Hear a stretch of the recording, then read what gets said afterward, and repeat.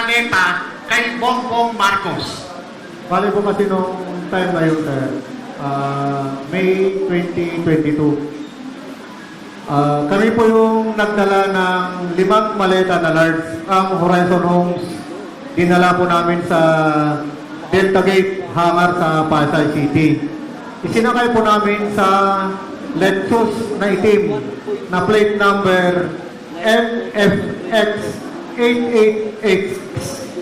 At sa kabinakapan po namin ng Hilux na bulletproof din na black, plate number Eco Alpha Foxtrot 7121. At yun po yung dinala nila Sergeant Tube at saka ni Boss Saldi doon sa Ilocos.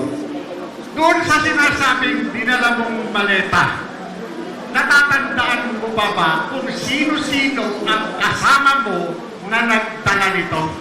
Yes sir, ang driver po namin noon ay si dati kong kasama na si driver Nelson Paira. At saka yung backup po, si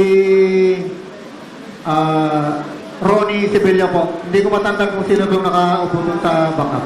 At itong mga kasama mo, mga ano ito, tauhan dito. Kasama ko po, empleyado po ni Boss Saldi po. At itong mga ginagawa na ninyo, pagdadala ng maleta na naglalaman ng pera, sino ang nag-utos sa inyo?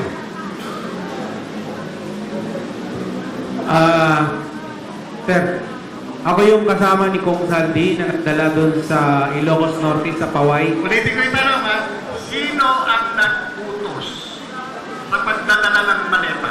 Si Kong Saldi, sir. Yun. Kanino ibibigay ang maleta? Bahay po ni Presidente po yung napuntahan namin. Pero ang nag-receive po ng pera doon ay si Sandro. Pero after nung gabi, nag-dinner po sila ni Kong Saldi with BBM and First Lady po. Nabanggit nyo kanina from Horizon, dinala nyo sa hangar, tama? Yes po, tama sir. Ilang maleta ang dala ninyo? 5 sir, 5. Kung natatandaan ninyo, yung 5 maleta, ano-ano yung mga sizes dito? Isang sizes lang yun, sir. Estimated ng laman nun is 50 million pataas. So, 50 sir, million. Yes, sir. Okay. Itong 50 million na ito, dinala nyo sa hangar, iniwan nyo sa hangar? No, sir. Nag-flight po kami ni Kong Saldi with air taxi via plane. Naglapag po kami sa Lawag Airport po, sir. Isa na kayo sa aeroplano. Yes, sir. Ibig sabihin, merong billing ito, airway billing, tama ba? Yes, sir. Nasa inyo yung kopya ng airway bill. Ano po yan, sir, is si Martin Romualdez po. Ang ng plane namin, sir. Private plane. Pakiulit nga, saan nyo dinala? Sa Lawag City, sir. Nag-flight kami, sir, sa Lawag. Then dinala namin sa Paway, sir. Pagdating sa Lawag Airport, paano kayo nag-transport? By boat? By land? By land po, sir. Bali, may sumundo na po sa amin doon ng mga PNP.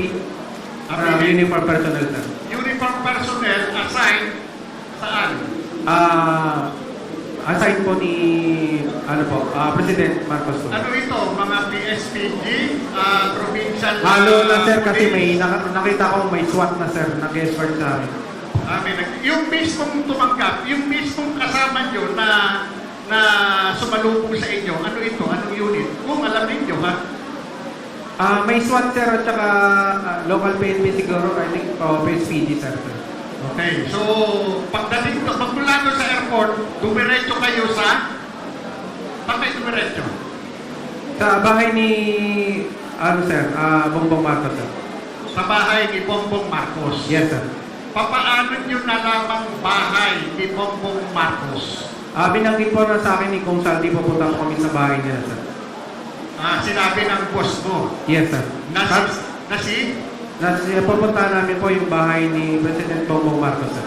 Yung boss doon na si Sandy ko. Yes, sir. Okay, pagdating doon sa bahay, sino ang sumalubong? At sino ang tumanggap nung dala ninyong maleta? Ang sumalubong sa amin, sir, si Kong Sandro. Siya po yung nag-receive. Actually, may picture kami niyan, sir. Pakiulit mo nga ulit. Sino itong Sandro na ito na sumalubong? Na tumanggap ng maleta na naglalaman ng pera. Sino itong Sandro na ito? Congressman Sandro Marcos po, anak po ni President Bongbong Marcos. Paano ka naman nakakasiguro na itong tumanggap ng maletang dala-dala ninyo mula Maynila ay itong si Congressman Sandro Marcos? Sir, may picture po kami ni Kong Sandro po sa bahay po. Maliban doon sa sinasabi mong delivery, nakiilang ulit kayong nagdala ng pera Isang beses lang po kami nagdala ng pera sa bahay na. sa bahay niya sa Ilocos. Yes po, sir. Maliban doon sa Ilocos, saan pa kung meron man? Yun lang po, sir, sa iba-ibang kasama po siguro yung nakatitig, sir. Maliban sa iyo, sino-sino pa ang nagkaroon ng pagkakataon na mautusan ni Congressman Saldico na magdala ng maletang naglalaman ng pera dito kay Bongbong Marcos? Pakitaas ang kamay.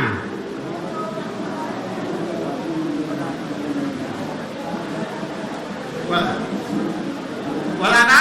Kay Adrian Bersamin, meron ba? Kay Lisa Marcos, meron ba? Wala, sir. Wala. Doon sa Executive Secretary, Kaya ano, sir, kay Punuan, sir. pakiulit, kanino? Kay ano, sir, dating DPD po yung Punuan. Money Kay Secretary Manny Punuan. Yes po. Ano ang kaugnayan ni Secretary Manny Punuan dito sa sinasabi mo?